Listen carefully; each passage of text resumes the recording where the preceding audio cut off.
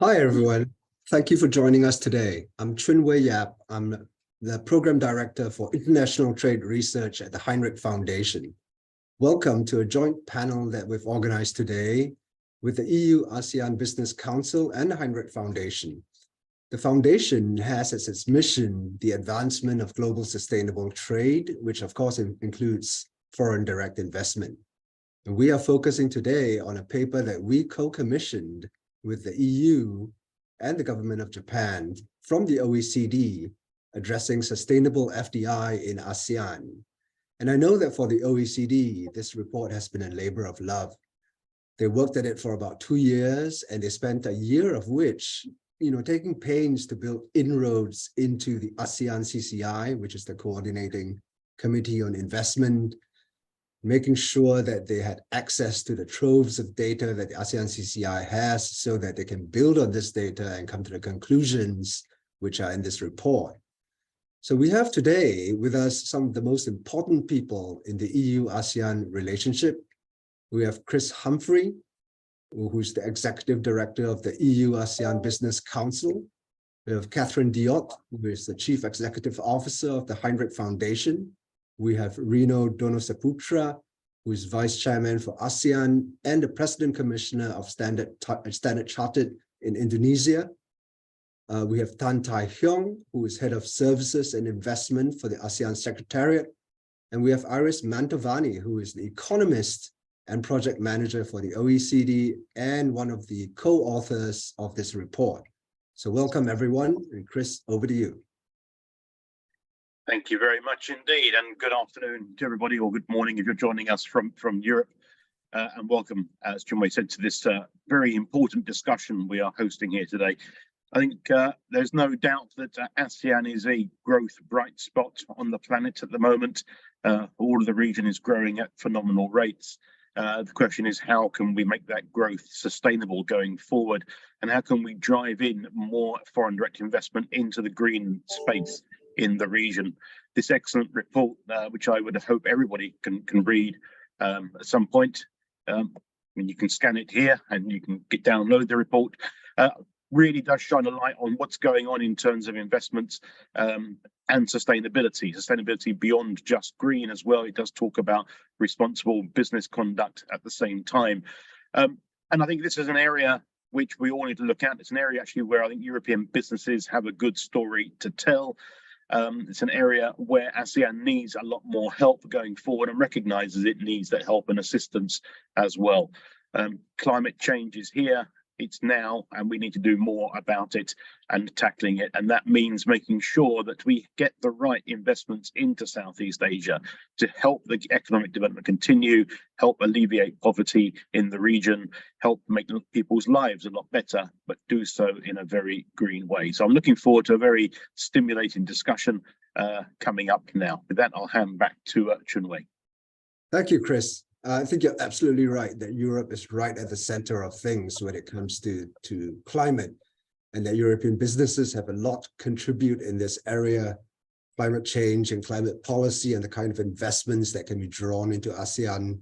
I think Europe is driving a lot of that change globally and in a regulatory sense across the world. And naturally, I think that the businesses would have that same nexus in Southeast Asia. And now over to Catherine, who is the CEO of the foundation. Catherine? Thank you, Chun-Wei, and a warm welcome from all of us at the Hinrich Foundation. Thank you, importantly, to the EU-ASEAN Business Council for partnering with us today. Foreign direct investment, the topic for today, is a very important ingredient for the pursuit of greater trade capability. And so from our perspective at the Hinrich Foundation as a not-for-profit, FDI and trade are inextricably linked in creating jobs and raising living standards. For instance, we've done some past research on the impact of FDI in China, and even today, FDI in China is still responsible for 33% of China's GDP and 27% of its employment, and we've quantified that in prior research projects. So FDI is going to be critical and for ASEAN development, we believe, and yet OECD data is showing that FDI has fallen some 43% in developing markets with a subdued outlook. And so in 2021, we were thinking about ways in which FDI could assist developing economies in ASEAN to build back better after the pandemic.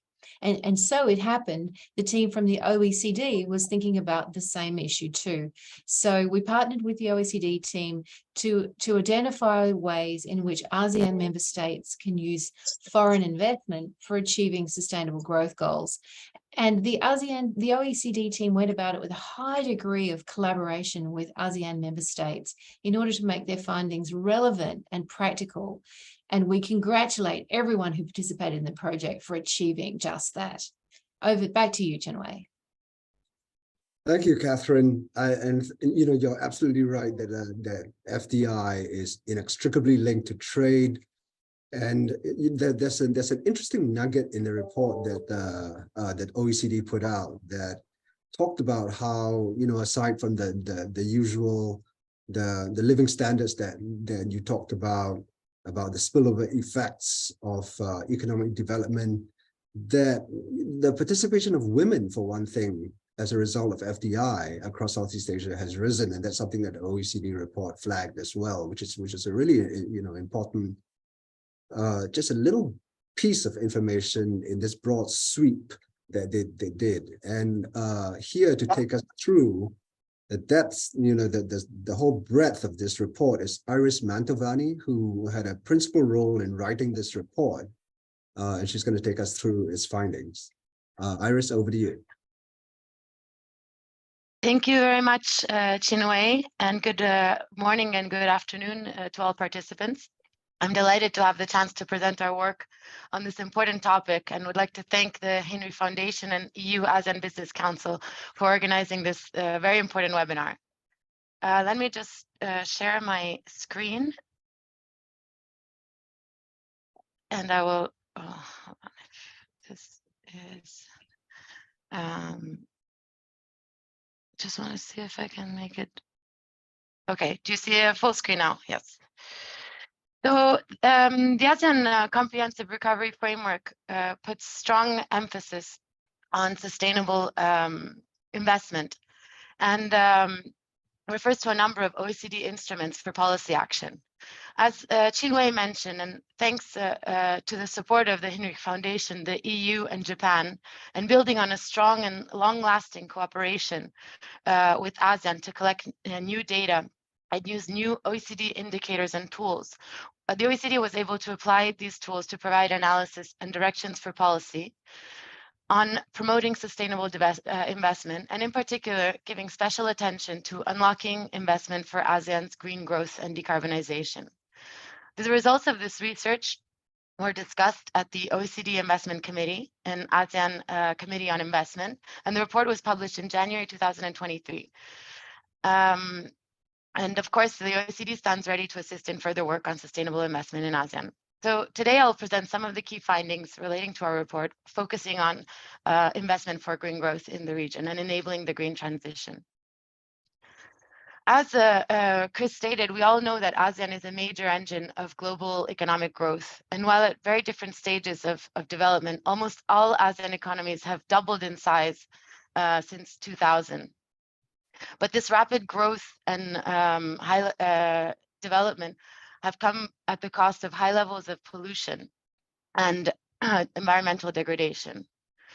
ASEAN's carbon emissions more than doubled over the last 2 decades, and 5 ASEAN member states account for more than half of global plastic waste emitted to the ocean. Many species face extinction due to pollution, land degradation, and use changes and illegal trafficking. We also know that ASEAN is highly vulnerable to climate change. 3 ASEAN member states are among the 10 most affected countries in the world to extreme weather events. And according to some estimates, climate change could wipe out over 35% of the region's GDP by 2050.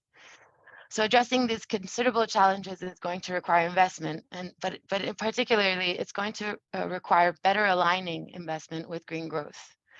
FDI can play an important role in this regard by contributing the needed technological and capital resources to deliver greener and more sustainable growth and development. So let me briefly present a few slides on recent developments relating to FDI in the region and then move on to our policy findings. In this slide, we're looking at overall investment inflows into the region, FDI inflows into the region on the left, and greenfield or new investment flows over the last 4 years on the right.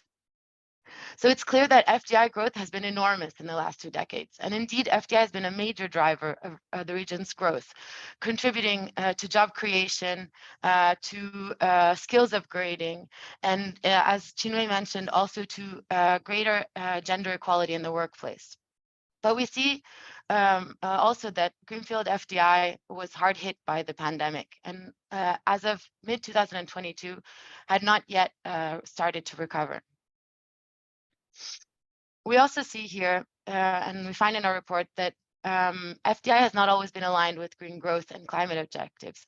For instance, as you see in the top left quadrant, foreign firms' carbon emissions per unit of output in Thailand are double that of domestic firms on average. And this gap is driven primarily by certain manufacturing industries and the electricity sector, where foreign multinationals are likely to operate in the most polluting segments of the value chain.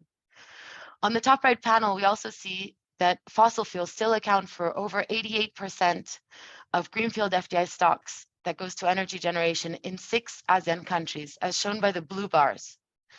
So there's still scope for increasing the contribution to the green growth and decarbonization in the region. Moving on to our policy findings, we find that ASEAN member states have committed themselves to environmentally sustainable development, as reflected by their ratification of most major multilateral environmental agreements, including the 3 Rio Conventions and most major MEAs on biodiversity, climate and atmosphere, land and water resources, and chemicals and waste.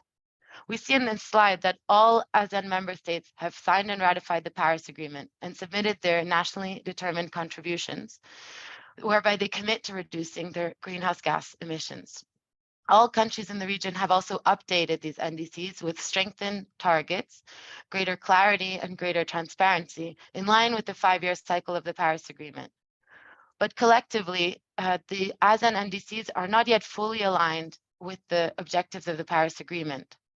Only 4 countries have committed to achieving net zero by 2050, and another 3 countries by 2060 and beyond. 4 countries, Cambodia, Indonesia, Singapore, and Thailand, are the only ones to have submitted long-term strategy documents in addition to their NDCs. These strategies are very important because they link short-term objectives of the NDCs with the longer-term net zero goals. And they guide countries in avoiding costly investments in high emissions technologies. They support just and equitable transitions, and they send, in particular, early and predictable signals to investors about envisaged long-term societal changes. So developing these long-term strategies is also a very important aspect that other ASEAN countries should consider. We also find that there's a lack of cohesive regional target setting, with targets often expressed differently between countries and varying level of detail in terms of commitments and implementation plans. And we see that only 3 countries in the region have incorporated specific targets for emissions reductions in the transport sector, although this sector is responsible for 1/4 of ASEAN's CO2 emissions. Setting targets for increased investment in low emissions transport infrastructure could help advance ASEAN's climate targets and ambitions. In this next slide, we're looking at ASEAN approaches to environmental impact assessment, and in particular, whether various elements are fully, partially, or not at all included in the corresponding national legal frameworks.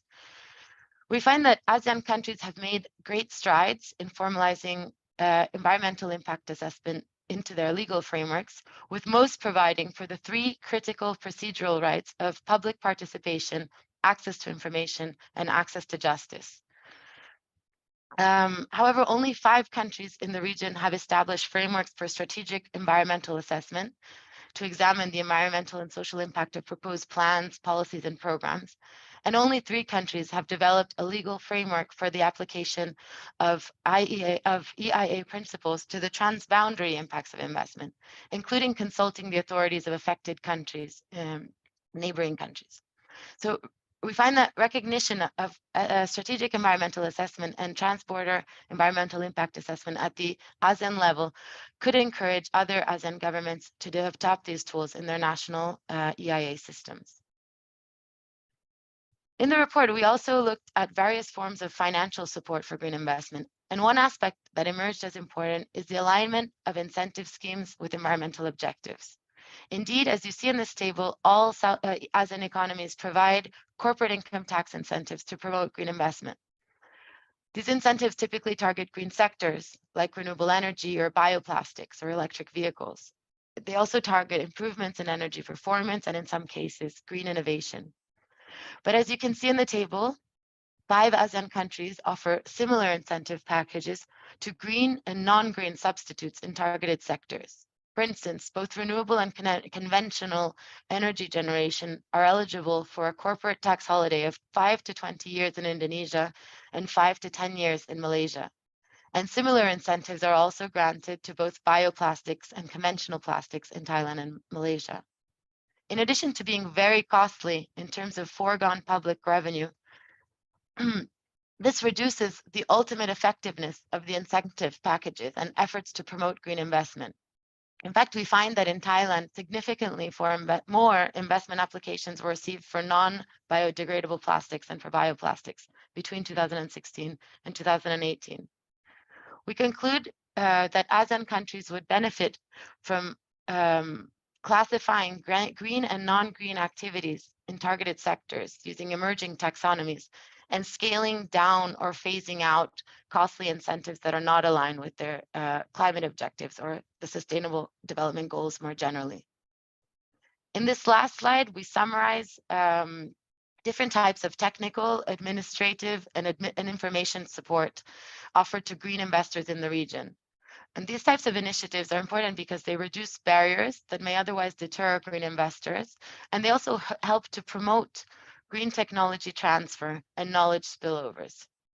The most widespread form of technical support that we see in the first 2 columns is training for workers and business support programs, which are important because they help to attract investors that seek skills related to green technologies and local business partners in green supply chains.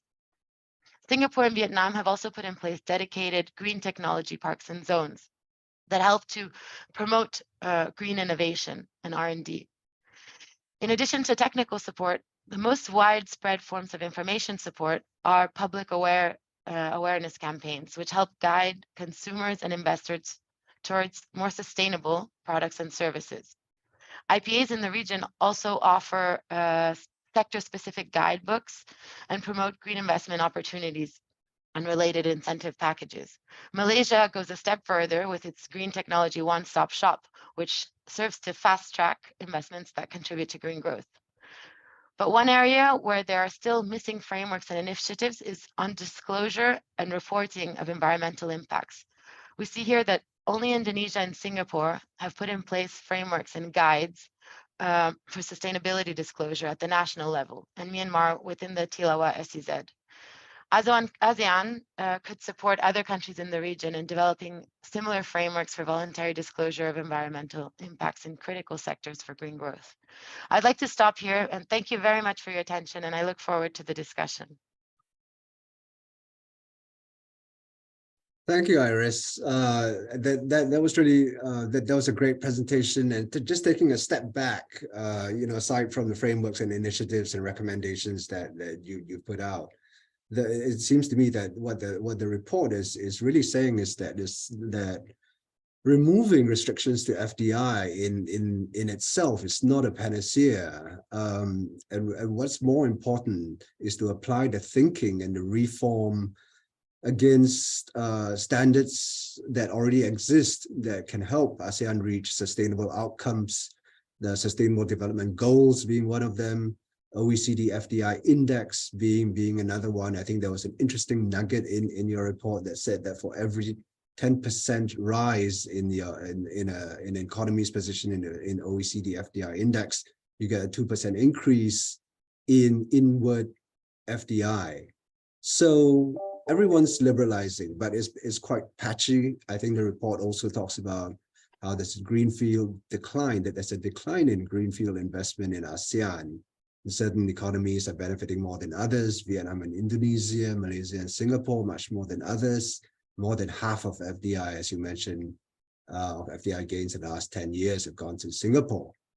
just because of its place in the region as a hub. And so it'd be interesting to sort of hear from people who operate in other parts of Southeast Asia.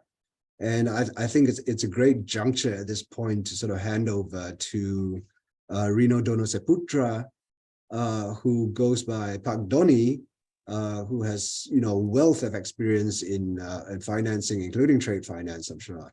So Pak Doni, over to you. Chunwei, thank you. And it's an honor to be part of this discussion today.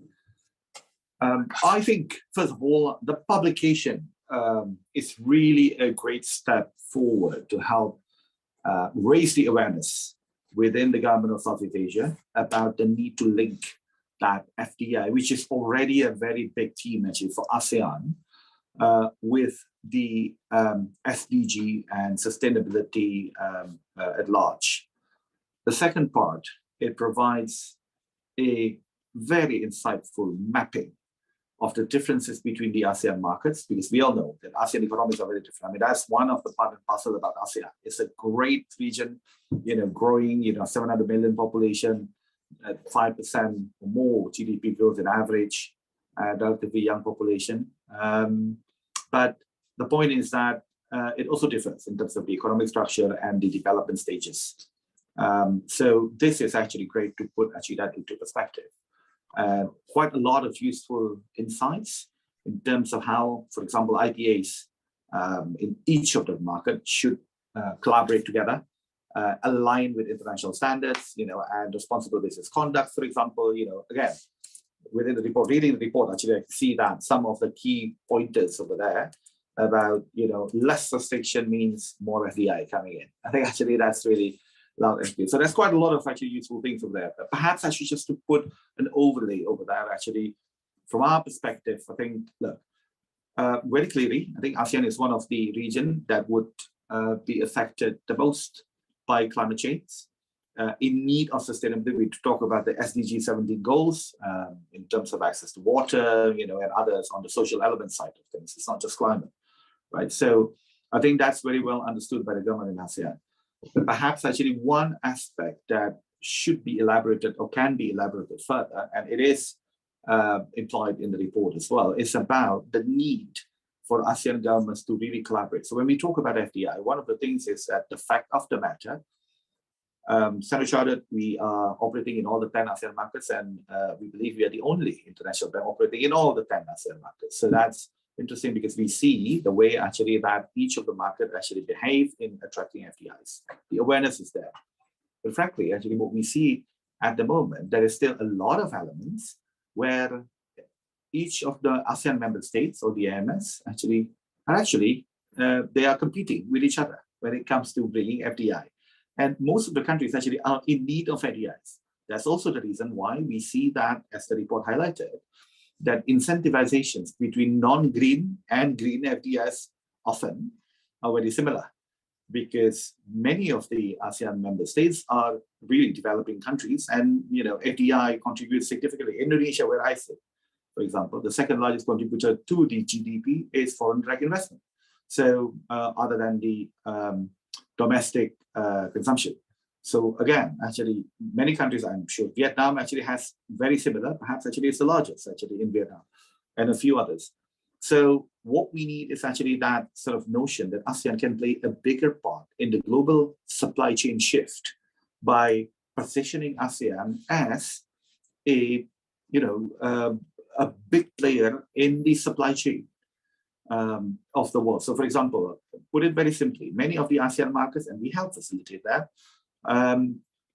pitch in actively. So whether it's the investment ministers or chairman of the IPA of the relevant countries, actually going to US, Europe, Middle East, China, North Asia, and so on, actually to court foreign direct investors to come in. And that's where they really compete, and we see that firsthand, right? So instead of positioning each of the market, why don't we pitch ASEAN as a region as a whole, that they can play actually the different parts, right? Actually, because ASEAN markets actually, some countries actually will have a wealth of the natural resources, high-end production or manufacturing capabilities, services, and so on. We can combine that, overall together. So that would make actually a better sense. Now, within that, then, because it's a bit of a chicken and egg, I suppose, the perspective about introducing the linkages very directly actually to the SDG element or sustainability element within that. Why I said it's a chicken and egg, because if you disincentivize the non-green side, as an example, what about the other competitors do? I mean, competitors, quote unquote, within the region, right? I mean, that kind of action, if we, as suggested by the report, would have to be done in concert within the ASEAN framework. Hence, nobody is going to be losing out, right?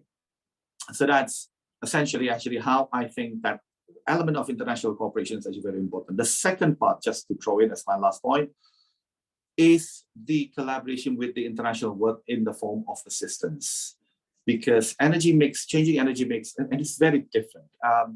But ASEAN has attracted actually a significant attention, as many of you actually may have heard about the JETP, Just Energy Transition Partnership, which is arguably the largest public-private partnership platform that aims specifically to accelerate net zero achievement of emerging markets. So there are 3 JETP countries in the world right now. 2 of them are in ASEAN, with Indonesia and Vietnam. The first one being South Africa, and Indonesia is the largest with 20 billion commitment. You got everybody actually behind it, all the backers. On the public sector, you got the G7 countries with the multilateral development banks, World Bank, ADB. On the other side, you got GFANZ, the Gulf Financial Alliance for Net Zero, represent the private sector. All the global banks, insurance, and asset managers are on that side. The thing is that within that actually of specific JETPs, I think this is important actually for the ASEAN government as well, to ensure that following suit actually of that, Indonesia, Vietnam, in agreeing on that JETP concept, and both of them actually are now in the implementation stage, to have that kind of open platform to create that assistance to come in, because JETP covers not just the direct financing, but also the capacity and capability building, all the way to alignment on the enabling environment, for example, that alignment between the local taxonomies, the local sort of policy and regulations within each of the market with international standards. And that can help to precipitate. But certainly, I think one call out actually is that an element that ASEAN governments also need support from the OECD and the developed world. Right. Over back to you. Okay. Thank you, Pak Donny. Those are really, really important points and very key. And I absolutely agree that energy is clearly a leading candidate where ASEAN can play together. And I think you're right to point out that the main challenge is to figure out how far, competition and cooperation, I mean, they both have to coexist, and how far that line has to be drawn.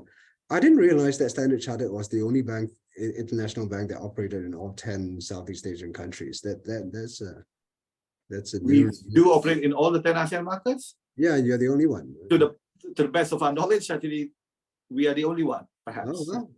Yeah, no, absolutely. So you're in a prime position to understand how ASEAN governments what they really need to do to collaborate. But I think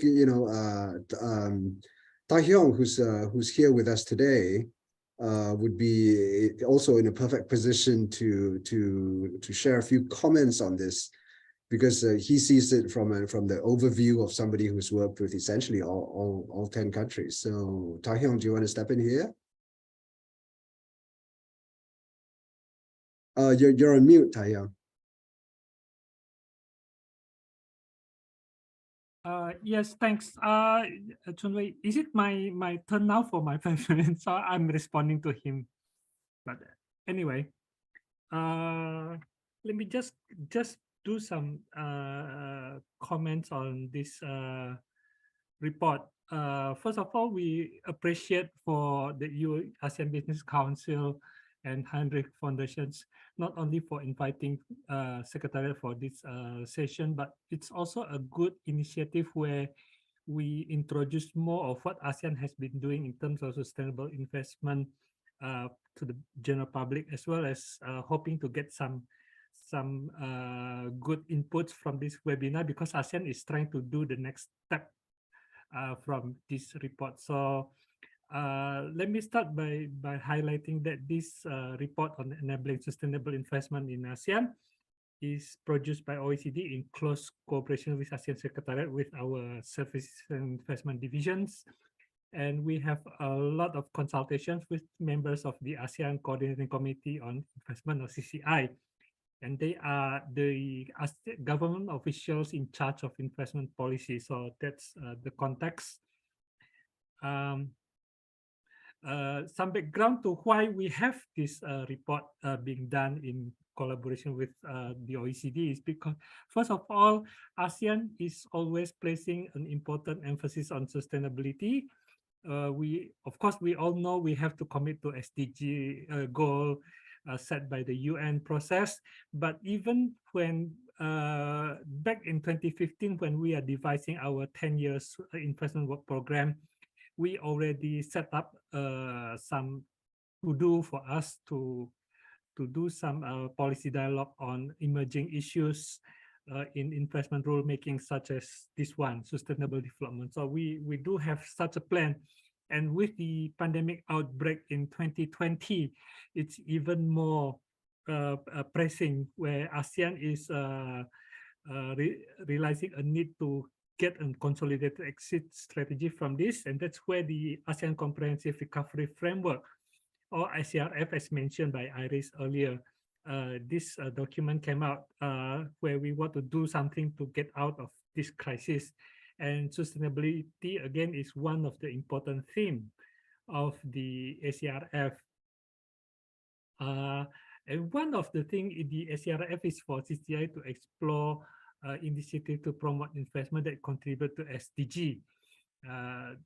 And based on that mandate, then the CCI mandated Secretariat as well to organize a forum on sustainable investment in ASEAN back in November 2021. So that's the thing when we try to learn further about this topic, what has been done in ASEAN and other parts of the world, and we invite some international organizations. There are 5 of them, including the OECD. There is also WEF, UNESCO, ASEAN Japan Center, ASEAN Korean Center. So we have input from quite several good sources. And following from that, that's where OECD helped ASEAN further by offering to support in producing analytical report on this issue. Then that's where this report came about. And from the CCI perspective, this report is also one of the inputs that for CCI's further deliberations on what we plan to do next. We are likely to do ASEAN guideline on sustainable investment. So using this report as well as other sources, including this webinar, if trying to see for some good inputs from here. Again, because we are quite committed to implement this issue and to address sustainability. Although we have to also recognize that each individual ASEAN country also have been trying to do their part as well. There have been several sustainability initiatives introduced by some, if not all, of ASEAN member states, although they try to do it in their own way. And they also try to do this while improving their investment regime, which we are quite aware of. So yes, maybe based on this, we can try to work together closer and more integrated way to address this sustainability issue. So again, thank you for everyone for your contribution to this process, for the having of the report as well as this webinar. Thank you. Thank you, Tata Hyung. You know, we at the Hinrich Foundation, we're always keen to know when the reports that we commission actually have some influence or some effect on policy. So I think, you know, you're in a great position to be able to advise us if this report that from OECD, you know, helps to move the needle on ASEAN policy in any way. So, you know, keep in touch and and let us know, whether any of the recommendations in there have been specifically helpful in any way. But for now, I think it would be interesting to sort of pivot to some of the questions that I see coming in from people who are reading or who are watching us on this webinar. One of whom has asked a question which Pak Doni has talked about. Chris has sort of flagged that as well. One of the biggest challenges facing ASEAN, obviously, is that its countries continue to act independently rather than as cohesive single unit such as the EU. And obviously, it took 2 world wars before you got to a single cohesive unit in the European Union.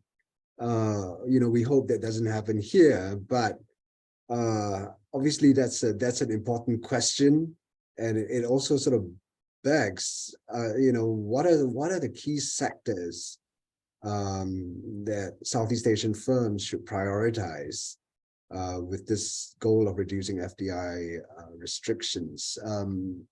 I don't know who among you wants to start, maybe Chris or Pak Doni, or Chris, you want to take a crack at giving us an overview? Yeah, sure. I mean, ASEAN's actually done a remarkable job over the last few years of driving in more FDI to the region. They've had record amounts coming in over the last couple of years. Unfortunately, that FDI is perhaps not the greenest in nature at the moment, although the OECD report does highlight actually a lot of the investment coming in from overseas is greener in nature than the investment being done by ASEAN themselves in themselves. The region, I think, Pak Doni mentioned it just now as well, and the OECD report flags it up. The region needs to do a lot more in terms of making itself attractive for green and FDI to flow in. We need to do a lot more on energy transition. We need to get the right policies in place from governments, the right regulations in place from governments to make it more attractive. The region is doing that. They have more policies coming out. The ASEAN taxonomy actually is a great place to start in terms of helping green finance flow into the region. They do have a framework for a circular economy as well. There is a lot of work happening in the energy transition space these days, and Pak Doni mentioned JETP as one of those, which I know Standard Chart plays a big role in. ADB's got things out there as well. The energy transition mechanism is another area. And we at the council, we've done a few reports on this about the need to crowd in more money into emerging markets in Southeast Asia. What's missing, the linkage between what governments are doing, what the financial institutions are themselves prepared to do in terms of funding, and then indeed then project owners who are looking for funding. They need to get better definition on their projects going forward at the same time. But there is no doubt, I said it in my opening remarks, it is a growth region. We are seeing huge amounts of growth in Southeast Asia, sorts of growth rates that Europe or the US or Japan would bite people's hands off for going forward. So the region is there. It is a pretty attractive place to invest in. I don't think they're getting their fair share of supply chain de-risking that's going on at the moment, or supply chain decoupling that's going on at the moment. And they should be getting a lot more of it, and that's because they're not functioning as a unified unit. They are competing with each other, and there are things they need to do better together to attract the FDI coming in. They need to play to their own strengths. The power of 10 to the power of 10 is a lot bigger than a series of ones added up to 10, yeah. And they're not doing that in the region. They have plans. They have a comprehensive recovery framework agreement. We've got the ASEAN Economic Community's green blueprints out there. ASEAN's very good at coming up with ideas. They're less good at implementing them, unfortunately. If they only they could implement some of these things, they would do a lot better at getting the FDI in.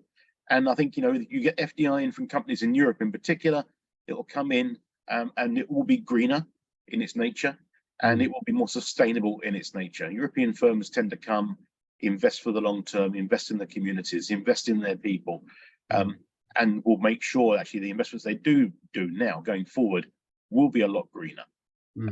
One thing I've said regularly, and I said it recently at the ASEAN Finance Ministers meeting to every finance minister, unless you start to green your economies a lot faster, the FDI from Europe will start to slow up. Right. Yeah. That's really interesting, and obviously European firms have to abide by things like CBAM that's coming into effect and is driving a lot of change in the region. And I want to come back to this really interesting point that you made on de-risking. But before I do that, I just wanted to ask Pak Doni if he wanted to chime in on that original question. Thanks, Chudwei, and I completely agree with Chris. I think actually Chris, picked up all the right sort of points over there. But just to add actually a bit more, I think that I think I would stress out actually that ASEAN is very different in terms of the economic sort of development within the country. So, but all of them are still developing, in essence, right? I mean, so you made that comparison with EU. So I think we can't quite compare ASEAN with EU, not at that stage yet, to be quite honest. And FDI, I saw the question, the follow-up questions there in the Q&A actually about, ASEAN sort of FDI linkages and so on. And look, ASEAN 2021 data actually over 170 billion, making it the third largest region in the world receiving FDI globally. So fantastic, everybody wants a piece of ASEAN, darling of the investors, to be quite honest. Now, the point is that all of ASEAN countries, including the largest income per capita country, which is Singapore, would require, in fact, Singapore actually gets the bulk of the FDI of that over $170 billion coming into ASEAN, given the Singapore sort of position as the regional hub, right? So all the countries in ASEAN still require that FDI very, very significantly. I made that point about Indonesia, but Vietnam and others as well, quite similar. Now, within that, it's not easy to just shift it, right? Actually, overnight, that as simple as making that transition. It's actually very much in line actually with the way that the countries in ASEAN, I think that's a report by ADIS actually that highlighted the commitment on net zero, still very different, or all of them actually have made commitment and so on and so forth, because the trajectory, the capacity of the state budget and the nation's sort of wealth actually differ significantly. Now, what ASEAN really need, and I think this has to be understood fully, because tackling climate change, sustainability requires everybody actually to work together. So all hands on deck globally. Now, this kind of JETB actually is one of the great example where there needs to be that assistance being put into ASEAN rather than just, if you will, demand on ASEAN needs to change the enabling environment and so on. I mean, yes, that is progressing, but the point is that to accelerate that further, ASEAN do need the capital to come in a much larger way from the OECD market into ASEAN to help achieve Paris Agreement, or even beyond that. I think that's no doubt about it. I think the whole emerging market actually would need that, and we are behind, to be quite honest. If we are, from a financing perspective, ultimately, actually, the trillions of capitals that you will get, there's a lot of studies actually, whether it's 3 to 5 trillion every year and so on and so forth, actually until 2030, but whatever it is, it's in the trillions of dollars, right? But that's not really flowing actually that. I mean, we did a survey at Standard Chartered last year that many of the global investors, asset managers, asset owners, essentially, cut long story short, actually 2/3 of the investment are still in the OECD markets rather than to the emerging markets. The outlook is great, but their existing investment, because of citing risk on credit risk, political risk, the usual sort of enforcement of laws and so on and so forth. The problem is that actually if the money doesn't flow into the emerging market, and specifically in our discussion today, it's ASEAN, that makes it very difficult actually for the ASEAN markets to help combat actually climate change impact. Not to mention that when we talk about the adaptation sort of economy, climate adaptation, I mean, that's even probably more pressing right now. And I'm not saying more important, but more pressing actually than the 1.5 degrees sort of by 2030, because adaptation needs actually has to happen right now. Otherwise, the losses have been quantified by many, UN bodies and so on, to be significant. That's not addressed, but that's, I think, actually the just sort of element needs to be had actually within that. So just to understand the ASEAN sort of context a bit further.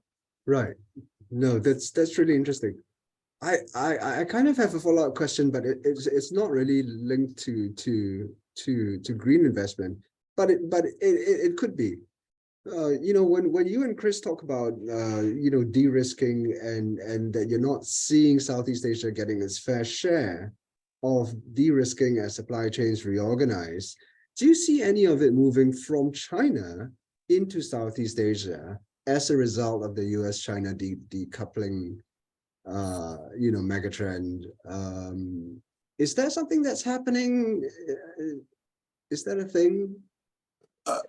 Shall I? Yeah. Chris, you want to start?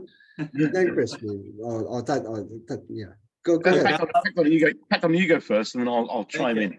I'll pick it up. So the last few years, with the global supply chain shift and China opening, and this whole China plus one kind of strategy. I mean, depending on where you look at it, right? Actually, you look at it from the global companies, you look at it actually from the China itself, all the mega trends, as you said, actually way across the world.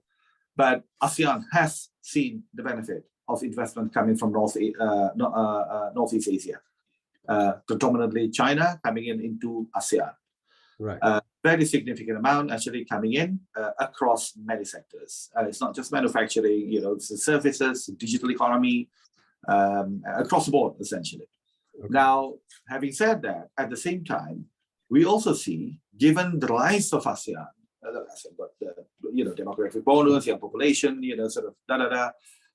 wealth, natural resources, actually from palm oil, rubber, all the way to renewable energy and nature-based solutions. We haven't talked even about the carbon credit, actually, where ASEAN actually would play a major role in the world of, voluntary carbon market. But the point is that, and ASEAN is actually getting integrated. I think actually the point was made by Chris earlier about ASEAN sort of initiatives, notwithstanding ASEAN very different and so on. I think, ASEAN has made significant progress. Don't compare ASEAN directly with the EU, but under ASEAN Economic Community, maybe Tai Hong actually knows further about it from the Secretariat, right?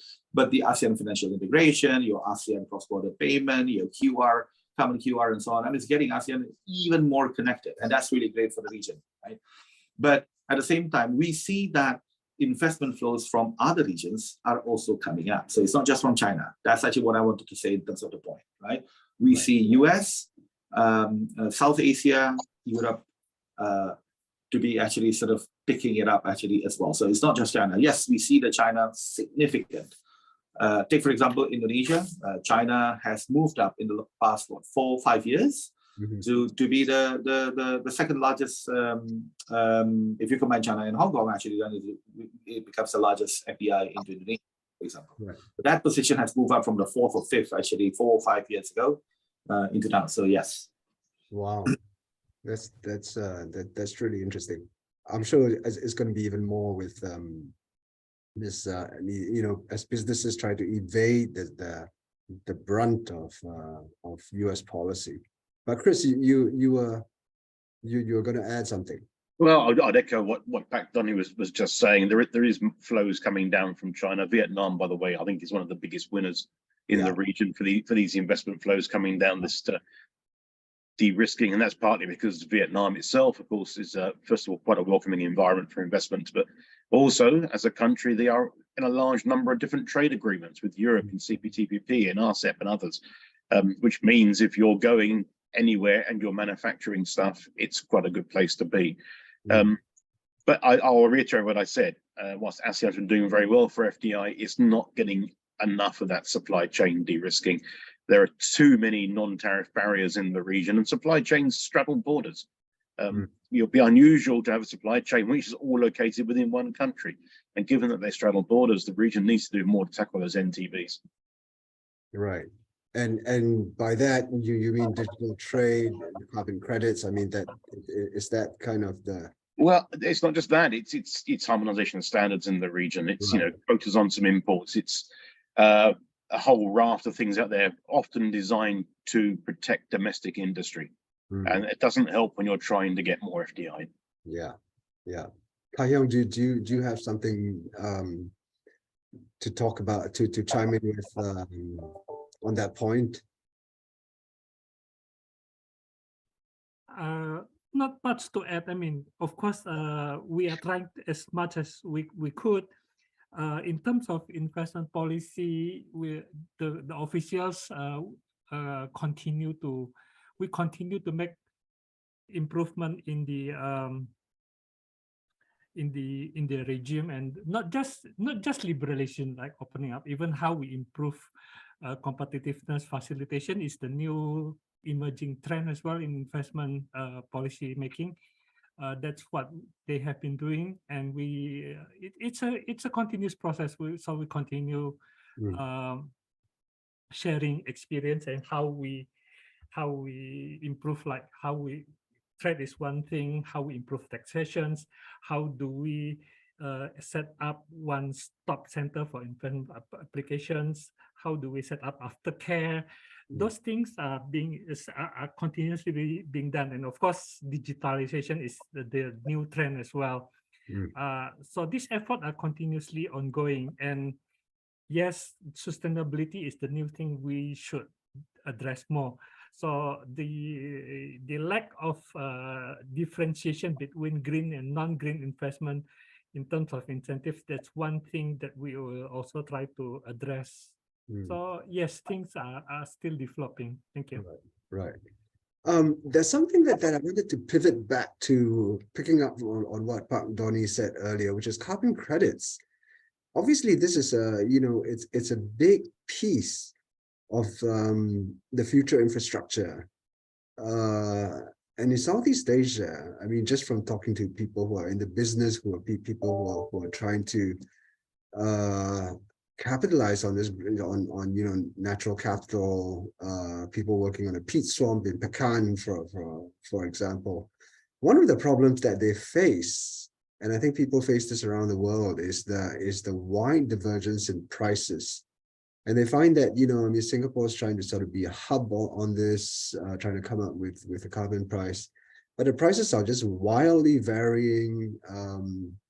In some countries, some jurisdictions resist their projects going to Singapore to get a Singapore price because, they just feel that, well, we'd rather sort of try and figure out a price on our own. I mean, this obviously is an issue. I mean, how far away are we from a real convergence in Southeast Asian carbon credit pricing? Okay, I think a few perspectives. First of all, the carbon market, the re-emergence of carbon market the last 4 or 5 years actually was driven by the voluntary side of things, because global companies, have a race against each other to commit net zero. Yeah. Like it or not, at the moment, the best intermediary offset instrument is carbon credit in the world. I know there's also criticism about carbon credit, actually, whether it's really true and how do we avoid duplication and so on. So it is, the voluntary carbon market essentially is still a new frontier in that sense, right? The compliance one actually has been there for 20 years, and particularly driven by EU-ETS. Now, the point is that because of that, our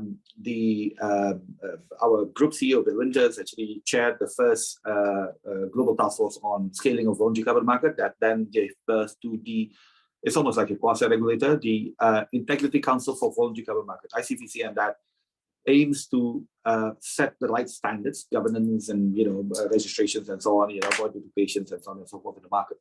Now that is still obviously in play and work in progress. What I'm trying to say is that it is probably not, if you compare with other commodities sort of trading in the world, actually is probably not as mature and as established as that, but it's getting there. Because of that, there are differences in terms of the pricing and so on across the different carbon exchange markets, right?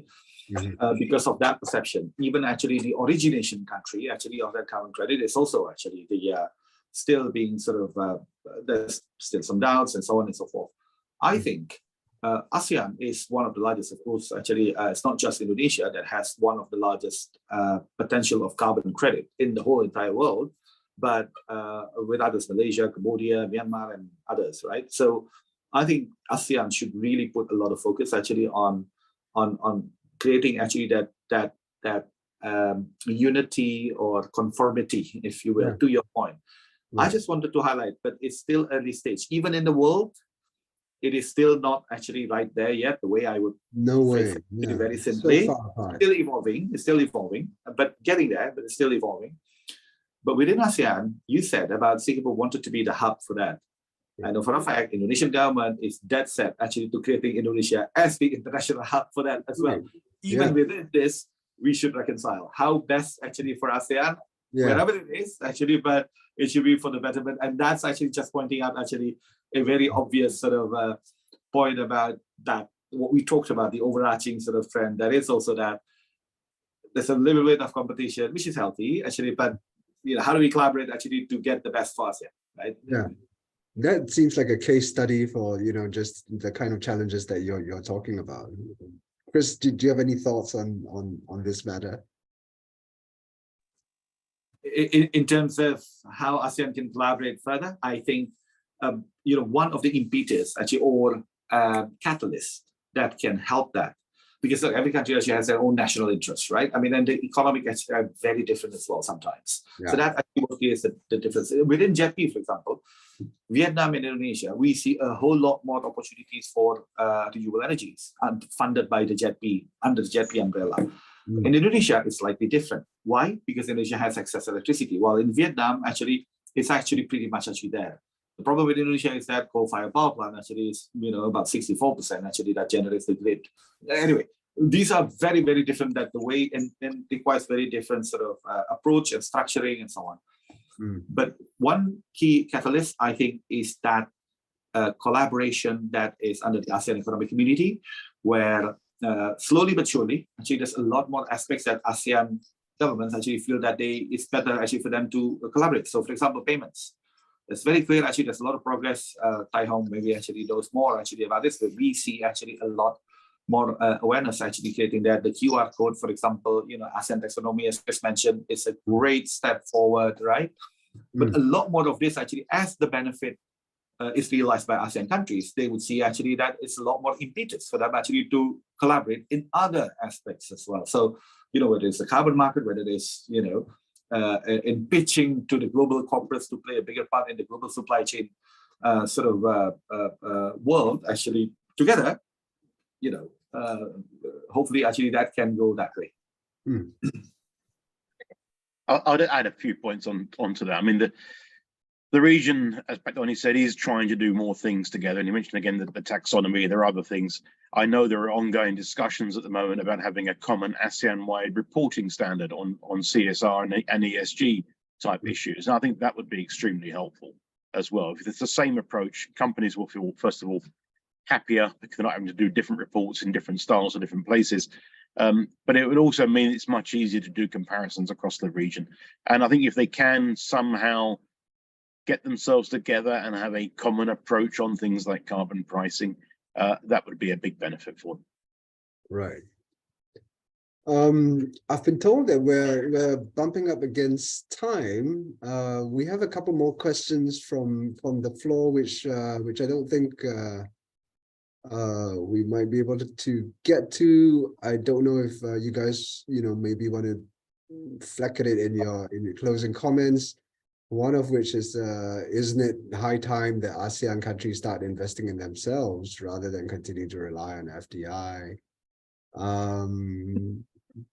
Anyway, it's sort of time to round up, and Chris, Pak Doni, Tai Hyong, you guys have in turn maybe make closing remarks. I will. Shall I go first? Yeah. Pick up that intra-ASEAN investment question as well. Intra-ASEAN investment has been actually increasing, but it's not nearly where it should be. And most of the money, I'm afraid, is not in places which is easily investable from as well. We need to do a lot more to get the money working harder within Southeast Asia. The region has huge promise. I'm a big ASEAN fan myself. I think we are all incumbent, though, to do more to help ASEAN get greener, to make those investments greener, to get them to move ahead faster on climate action issues. European businesses, I think, are extremely well placed to do that, not just the financial institutions like Standard Chartered, but also our companies. Our companies actually make things, are very well placed to come in and help. Europe is a leader on things like energy transition, for instance. We need to work smarter and better together. Europe needs to stop wagging its finger so much, I think, at Southeast Asia, and needs to be more like a brother putting his arm around them and helping them along. That's probably where I should stop before I get myself in trouble. Europe always wags its finger, that's true. Yeah, maybe I'll go in next, and I think very similar to what Chris said. ASEAN is the future, clearly. For everybody else outside of ASEAN, it is time to work together with ASEAN governments, invest in ASEAN, help ASEAN on the sustainability part. And this is the thing. Another actually big point is that a big thank you to Hinrich Foundation, UK-ABC, the ASEAN Secretariat, for the OECD for the support and to keep highlighting ASEAN and raising awareness about ASEAN and the needs of ASEAN actually in the wider world. Thank you, Pak Donnie. Tai Hyung, you got any last words to add? You're on mute.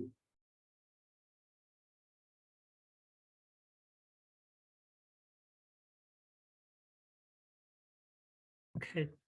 Yeah, just to affirm again that there are a lot of initiatives in terms of sustainability in ASEAN. In fact, many of the things that was mentioned earlier, for example, Pak Doni in the area of finance, that's one thing.